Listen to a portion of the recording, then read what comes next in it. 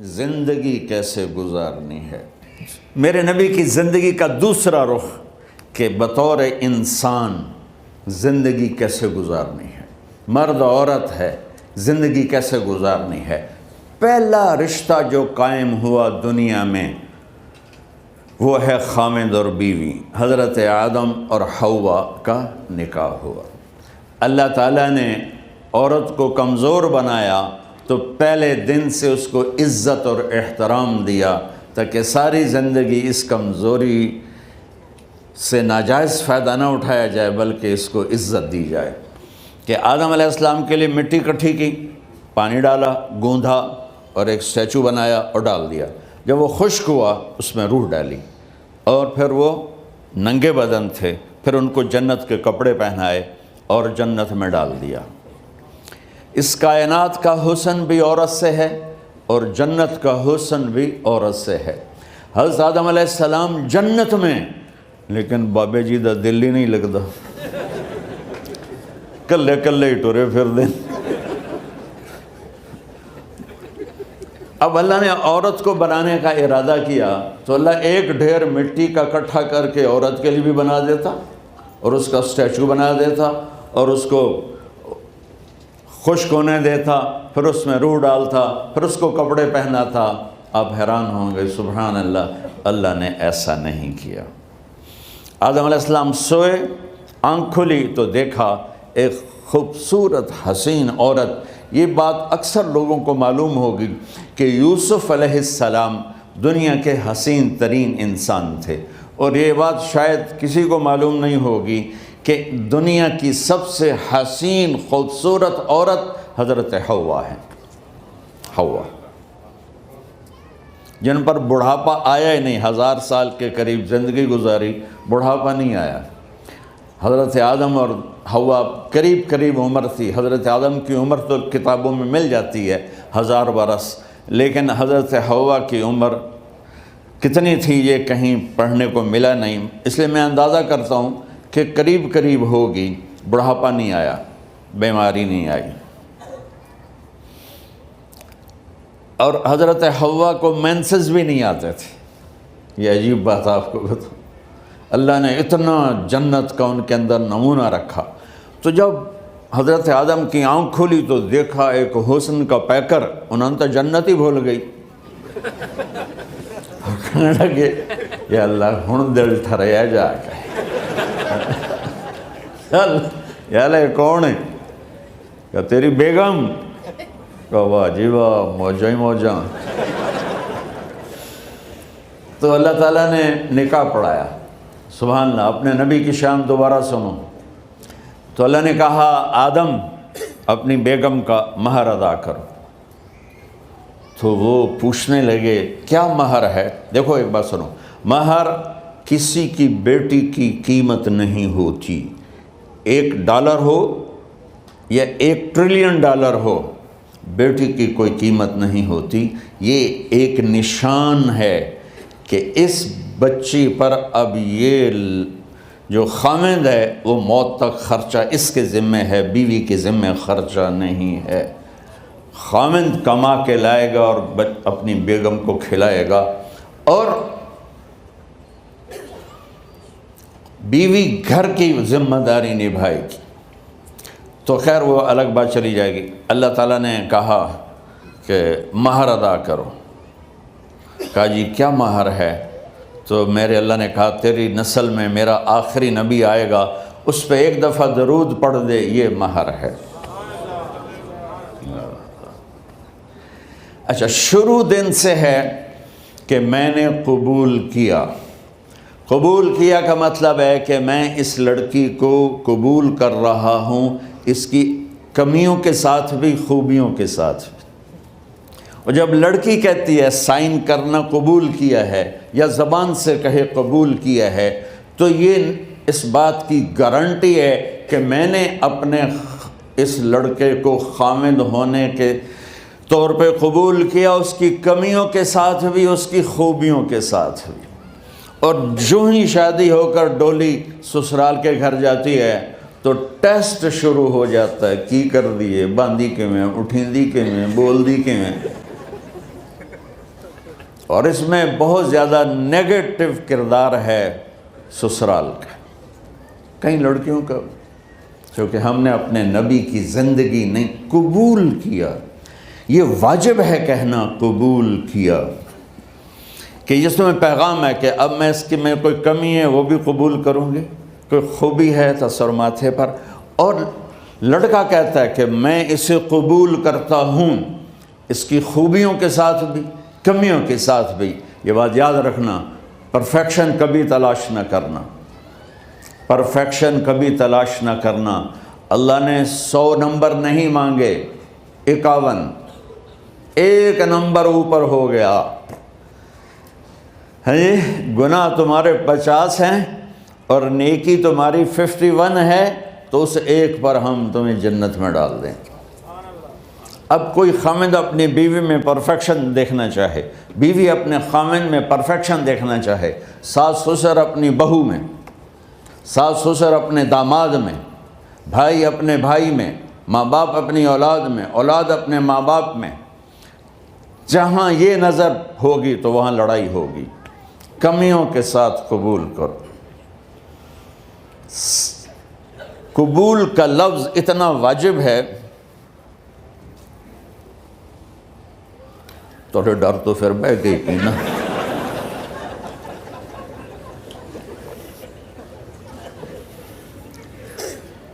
قبول کا لفظ اتنا ضروری ہے کہ اس کے بغیر نکاح ہی نہیں ہوتا۔ میں یہ کئی جگہ لطیفہ سنا چکا ہوں، اور واقعی قصہ بھی ہے، ایسے لطیفہ نہیں ہے۔ میرے دوست ہیں، ذمہ دار ہیں اچھے، تو ان کے گاؤں کا ایک بچہ چھوٹی عمر میں بسوں پہ جا کے نا وہ جاب پہ لگ گیا، تو اس کا کام ہوتا ہے بس کو صاف کرنا، ڈرائیور کو چائے پلانا، اور جہاں کہیں رش ہو تو اس کو ڈائریکشن دینا، استاد جی کٹ لو، استاد جی آن دیو، استاد جی جان دیو، تو یہ اس کا محاورہ بن جاتا ہے۔ اب اس کا نکاح ہوا تو مولانا صاحب نے کہا بھائی عبد الرحمن، میں فرضی نام لے رہا ہوں، نام مجھے اس کا یاد نہیں، عبد الرحمن زینب بنت اسلم نو تیرے نکاح دیتا 500 مہر تو قبول کیتا؟ تھوڑی دیر سوچ کے کہندا جی آن دیو۔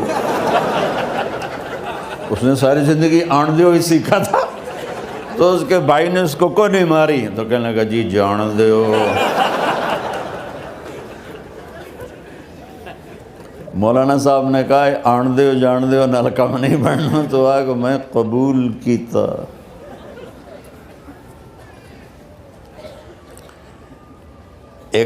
یہ بھی صحیح واقعہ سنا رہا ہوں۔ ایک نوجوان نے بیوی کو 3 طلاق دے دی کٹھی، اب ہو گیا پریشان، مولانا صاحب کے پاس گیا، کوئی میرے جیسا ہوگا، مولانا صاحب 3 طلاق دے بیٹھا، کوئی مسئلہ کا حرام؟ کہا جی کوئی رستہ حرام، کوئی گنجائش حرام۔ اس نے جیب سے موٹا سا لفافہ نکالا اور مولانا کے جا نماز کے نیچے ڈال دیا کہ مولانا صاحب کوئی گنجائش؟ کہ ہن تو سوچنا ہی پوے۔ کی آکھیا ہی تو اپنی بیگم نو؟ اس آکھیا جی میں آکھیا ہی 3 طلاق، اس آکھیا مبارک ہوئے طلاق نہیں ہوئی۔ میں آکھیا جی او کیویں؟ آکھیا او جڑا یہ طلاق ہے عربی دا لفظ، اس سے چاکھنا پمدا ہے طلاق۔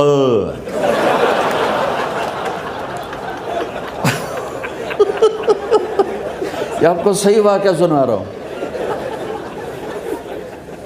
تو تم نے تو چھوٹے کاف کے ساتھ کہا ہے طلاق، او کاف تا کتے آلا ہے، موجاں کر، ایک لفافہ ہو راوے تو چاہے ساری زندگی دا حلال کر دے۔ لفظ قبول اتنا ضروری ہے۔ تو میرے نبی نے 11 شادیاں کی، اللہ کی قسم شوق کی نہیں تھی۔ ما تزوجت وما زوجت الا بوحی من السماء نزل به جبریل۔ کہ لوگوں سن لو میری بات غور سے، مجھے عورت کی کوئی رغبت نہیں ہے، میں نے جہاں شادی کی، جہاں بیٹی کی شادی کی، پہلے اللہ نے آسمان سے جبریل بھیج کے حکم دیا، پھر میں نے قدم اٹھایا۔ تو پہلا رشتہ خاوند اور بیوی ہے جو اس کائنات میں جڑتا ہے، یہ دنیا کا سارے رشتوں میں نمبر 1 رشتہ ہے، سب سے خوبصورت رشتہ ہے، سب سے اہم رشتہ ہے، سب سے بڑا رشتہ ہے۔ والدین کے لیے چند آیات ہیں، اولاد کے لیے چند آیات ہیں، بہن بھائیوں کے لیے چند آیات ہیں، خاوند اور بیوی کے لیے سینکڑوں آیات ہیں، سینکڑوں۔ تو اگر آپ اپنے گھروں میں کامیابی دیکھنا چاہتے ہو، اپنے گھر کو ہاؤس کی بجائے ہوم دیکھنا چاہتے ہو، خوشی کا اگر آپ اسے گہوارہ بنانا چاہتے ہو، اللہ کی قسم ڈگریوں سے نہیں ہوگا، محبت سے ہوگا۔ میرے نبی سے پوچھا گیا یا رسول اللہ اسلام کا سب سے مضبوط عمل، نہیں، میرے نبی نے سوال کیا، بولو بھائی اسلام کا سب سے مضبوط عمل کیا ہے؟ صحابہ نے کہا نماز، نہیں، سبحان اللہ۔ ابھی میں نماز کی کتنی اہمیت بتا چکا ہوں۔ انہوں نے عرض کیا جہاد، آپ نے فرمایا نہیں۔ تو صحابہ نے عرض کیا روزہ، آپ نے فرمایا نہیں۔ اللہ اکبر۔ کہ یا رسول اللہ حج، آپ نے فرمایا نہیں۔ تو سارے صحابہ حیران ہو گئے، یا رسول اللہ نماز، جہاد، روزہ، حج، تو پھر کیا ہے؟ اب سننا سارے بہن بھائی، مستورات، بچے بچیاں، آپ نے فرمایا اسلام کا سب سے مضبوط اور بڑا عمل ہے آپس میں اللہ کے لیے محبت کرنا۔ اگر آپ اپنے گھروں میں حسن دیکھنا چاہتے ہو تو ایک دوسرے سے محبت کرو، اظہار محبت کرو، اور محبت کے پیدا ہونے کے لیے بہت ساری چیزیں ہیں، لپیٹ کے 2 میں کر دیتا ہوں، 2 میں۔ بیوی کی خوبی دیکھو، کمی نہ دیکھو، خاوند کی خوبی دیکھو، کمی نہ دیکھو، پہلی بات۔ دوسری بات، اس زبان سے زہر نہ اگلو محبت کے پھول، اس زبان سے کڑوے جملے نہ ہوں، طنز نہ ہو، ٹونٹنگ نہ ہو، بےعزت نہ کرو، انسلٹ نہ کرو، تو آپ کے دل جڑ جائیں گے۔ یاد رکھو شکلوں سے زندگی آباد نہیں ہوتی، زندگی اخلاق سے آباد ہوتی۔ تو اپنے گھر سے ٹونٹنگ نکال دو۔ نہ کہا کا مطلب ہے بارش کا زمین میں جذب ہو کر یکجان ہو جانا، 2 زندگیوں کا محبت میں جذب ہو کر یکجان ہو جانے کو نکاح کہتے ہیں۔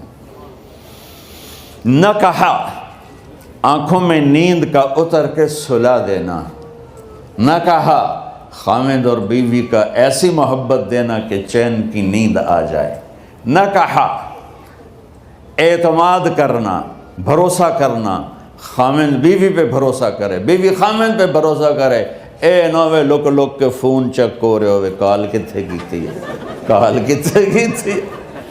عزت دو، اعتماد کرو۔ چوتھا مطلب درخت کا چھاؤں بنا دینا، نہ کہا میاں اور بیوی، خاوند اور بیوی کا محبت کی ایسی چھاؤں بنانا کہ اس کے نیچے اولاد کا پودا خوبصورتی سے پیدا ہو سکے۔ نہ کہا، صرف لفظ نکاح کے مطلب بتا رہا ہوں، نہ کہا مریض کو، کدھر ڈاکٹر بیٹھے ہیں، میرے سامنے بیٹھے ہیں، مریض کو دوا ایسی دینا کہ وہ شفا یاب ہو جائے، آپس کے ایسے تعلق بنانا کہ زندگی کو شفا مل جائے۔ میرے بھائی بہنوں، میں آپ کو اپنے نبی کی زندگی بتا رہا ہوں۔ میرے نبی نے 11 شادیاں کی، اللہ ذوالجلال کی قسم، صرف ہمیں زندگی سکھانے کے لیے کہ گھر کی زندگی کیسے ہوتی ہے اور اولاد کو کیسے پالا جاتا ہے۔ اب لوگ کیا مجبوریاں ہیں کہ عورت بھی جاب کرتی ہے، مرد بھی جاب کرتا ہے۔ عورت کی سب سے بڑی جاب اپنی نسل کو پالنا ہوتا ہے۔ جب یہاں ٹائم نہیں ملتا بچے کو، نہ ماں سے ملتا ہے نہ باپ سے ملتا ہے، تو پھر وہ جنگل کا پودا بن جاتا ہے۔ یہ تو وینکوور ہے، فیصل آباد کی بات سناتا ہوں۔ میرے بچے جس اسکول میں پڑھتے تھے ان کے پرنسپل سے میری دوستی تھی، میں ملنے گیا ایک دن، تو کہنے لگے جی عجب واقعہ ہوا ہے کہ یہاں 2 بچے پڑھتے ہیں، ان کی ماں بھی ڈاکٹر ہے اور باپ بھی ڈاکٹر ہے، تو وہ دونوں آئے ہیں میرے پاس کہ ہمارے بچوں نے 3 دن ہو گئے ہیں گھر میں کھانا نہیں کھایا، تو ہم پریشان ہیں، ہمیں بتاتے نہیں، کائنڈلی آپ پوچھ کے بتائیں کہ وہ کھانا کیوں نہیں کھا رہے۔ ایک باری کر کے بھی دکھا دو.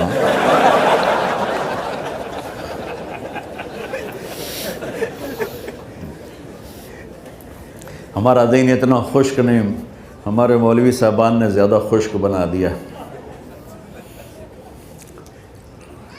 تو انہوں نے دونوں بچوں کو بلایا. سننا سارے فیملیز بیٹھے ہو جہاں میں فیملی کی زندگی کو فوکس کر کے نبی سے جوڑ کے بتا رہا ہوں، طارق جمیل کے تجربے نہیں بتا رہا. دونوں بچوں کو بلایا. بیٹا آپ کھانا کیوں نہیں کھا رہے؟ کہا جی ہم اپنے ممی اور بابا کے سامنے نہیں بتائیں گے. تو انہوں نے دونوں کو باہر بٹھا دیا.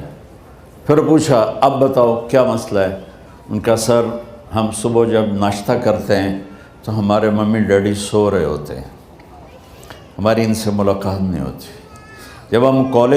جب ہم اسکول سے واپس آتے ہیں تو ممی ڈیڈی اپنے میڈیکل کالج میں ہوتے ہیں، ہاسپٹل میں ہوتے ہیں، تو ہمیں ان کو دیکھنے کا موقع نہیں ملتا. شام کو جب ہم کھانا کھاتے ہیں تو یہ دونوں اپنے پرائیویٹ کلینک میں ہوتے ہیں تو ہم ان کو دیکھ نہیں پاتے. پورا ہفتہ گزر جاتا ہے، ہمیں ماں باپ کی شکل نظر نہیں آتی. تو ہم نے سٹرائک کی ہے کہ ایسے ماں باپ کی روٹی کیا کھانی جو اپنی شکل بھی نہ دکھا سکیں. تو اس لیے ہم نے کہا ہم نے بائیکاٹ کیا ہے، گھر میں نہیں کھانا ہے. تو ایسی لائف مت بناؤ. یہاں ایک بہت بڑا چکر شیطان دیتا ہے، بڑی گاڑی لے لو، $100 کی قسط تو ہے، اور بڑا گھر لے لو، $200 یا $100 کی قسط تو ہے. پھر میاں بھی کام کرے، بیوی بھی کام کرے، جو کہ بڑا گھر باقی رہے، تو خوشیاں تو مٹ گئیں. جو ڈبل جاب کرے گا، پھر ڈبل جاب کرتے ہیں. ڈبل جاب کرنے والا بیچارہ تھکا ہوا ذہن لے کے آتا ہے، وہ کیسے ٹائم دے گا اپنے بچوں کو خوشی کے ساتھ؟ جو ماں جاب کر کے آئے گی پھر کھانا پکائے گی، وہ جب اتنی تھک جائے گی تو اپنے بچوں کو کھلا ٹائم کیسے دے سکے گی؟ پوری کائنات کی ذمہ داری تھی میرے نبی کے سر پر، اور آپ اس کے باوجود روزانہ حسن حسین کے لیے وقت نکالتے تھے. اور انہوں کو آ کر کوئی لیکچر نہیں. دیکھو ماں باپ سے ایک بات کرتا ہوں، لیکچر تھوڑا دو، محبت زیادہ کرو. یہ نہ کرو، یہ کیوں کیا، یہ کرو، یہ کرو، یہ چھوڑ کر صرف سینے سے لگاؤ، صرف محبت دو. کمیوں سمیت بچوں کو قبول کرو، ان کی زندگی تبدیل ہو جائے گی. اتنے بڑے نبی، اتنی بڑی ذمہ داری، اور اتنا درد سینے میں کہ آپ کے سینے سے ایسے ابلنے کی آواز آتی تھی جیسے ہانڈی ابلتی ہے. اس کے باوجود آپ روزانہ کہتے این اللقا، میرے شرارتی بچے کدھر ہیں؟ تو وہ بھاگے بھاگے آتے. دیکھو میں فزیکل کر کے بتاؤں گا تاکہ آپ کو پتہ چلے زندگی کیسے گزاری. کہ میرے شرارتی بچے کدھر ہیں؟ 7 بر اعظم کی ذمہ داری ہے. اور تھوڑی چھوٹیاں جابن تو تسی کہتے ہو بزی بڑے ہیں، بزی بڑے ہیں. میرے نبی پہ 7 بر اعظم کے انسانوں کی ذمہ داری ہے، اور آخری آنے والے انسان تک کی ذمہ داری ہے. اس سے بڑی جاب کس کی ہوگی کائنات میں؟ اور پھر آپ روزانہ آتے ہیں این اللقا، میرے شرارتی بچے کدھر ہیں؟ تو حسن حسین بھاگے بھاگے آتے. آپ ان کے لیے یوں ہو جاتے تھے، آؤ بھائی میری کمر پہ چڑھ جاؤ. اپنے نبی کی عظمت کو جانو کہ انہوں نے زندگی کیسے سکھائی. چاند کے 2 ٹکڑے کر دینا کوئی معمولی بات ہے، آسمان چیر کے چلے جانا معمولی بات ہے، ایک زندگی سکھا کے جانا سب سے بڑی بات ہے. کتنی اولادیں برباد ہو گئیں ماں باپ کی وجہ سے،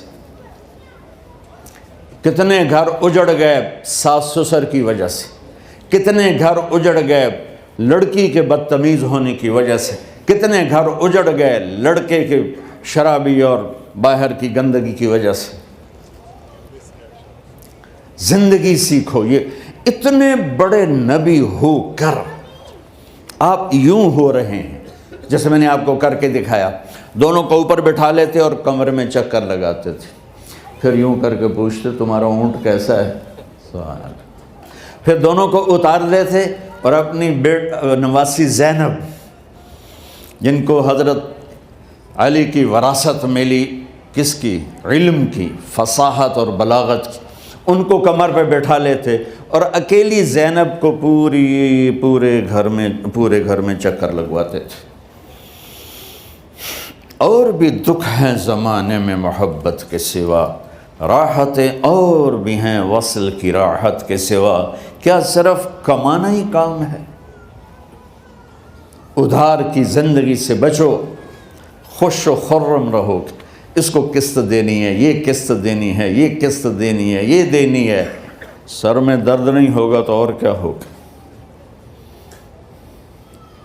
تو آپ اتنے بڑے عظیم ہو کر وقت نکال رہے ہیں، اور حضرت ابو ہریرہ فرماتے ہیں میری آنکھوں نے دیکھنا سارے کہ آپ نے کبھی حسن کبھی حسین یہاں جیسے مائیں کرتی ہیں ادھر کھڑا کیا ہوا ہے اور جھولا جھلا رہے ہیں ایسے، اور ان کے دونوں ہاتھ پکڑ کر کہہ رہے ہیں آ جاؤ اوپر آ جاؤ، اوپر آ جاؤ، آگے پہاڑی ہے، اوپر آ جاؤ، آگے پہاڑی ہے، تو ایسے ایسے آتے، اور اوپر آؤ، وہ یہاں آ جاتے، آگے آؤ، وہ یہاں آ جاتے، آگے آؤ، وہ یہاں آ جاتے، تو پھر آپ یوں ہو جاتے، آگے آؤ، تو چڑھتے چڑھتے یہاں آ جاتے، جب وہ یہاں آ جاتے تو آپ ان کے ہاتھ فکس کر کے آگے بڑھ کر ان کے ہونٹوں کا بوسہ لیتے اور کہتے یا اللہ میں ان سے پیار کرتا ہوں، تو بھی ان سے پیار فرما۔ بھائیو اللہ کی قسم، پیسے سونے چاندی سے زندگی میں خوبصورتی نہیں آتی، نبی کی غلامی سے زندگی میں خوبصورتی آتی ہے۔ اتنے بڑے نبی ہیں اور حضرت عائشہ سے کہہ رہے ہیں دوڑ لگائیں۔ یہاں کسی مولانا سے پوچھو اپنی بیوی سے کبھی کہا اس نے کہ دوڑ لگائیں؟ الٹا سوٹا لے تو کھلو جائے گا۔ عائشہ دوڑ لگائیں، اور واپسی کہاں سے ہو رہی ہے؟ دوڑ کہاں لگ رہی؟ جہاد کے سفر سے واپسی ہو رہی، اور آپ نے اپنے صحابہ سے کہا سب آگے چلے جاؤ۔ جب سارے آگے چلے گئے اور کوئی نظر نہیں آ رہا تو آپ نے کہا عائشہ آؤ دوڑ لگائیں، تو حضرت عائشہ کہتی ہم نے دوڑ لگائی تو میں آگے نکل گئی، لیکن ابھی پیچھے رہ گئے۔ کچھ سال گزرے تو پھر ہم سفر سے واپس آ رہے تھے تو آپ نے صحابہ سے فرمایا سب آگے چلے جاؤ، چلے گئے۔ آپ نے کہا عائشہ دوڑ لگائیں؟ کہ جی لگائیں۔ کون دنوں میں ذرا موٹی ہو گئی تھی، تو پھر اللہ کے نبی آگے نکل گئے، میں پیچھے رہ گئی، تو آپ نے کہا عائشہ ہاذہ بتلک، آج تو اور میں برابر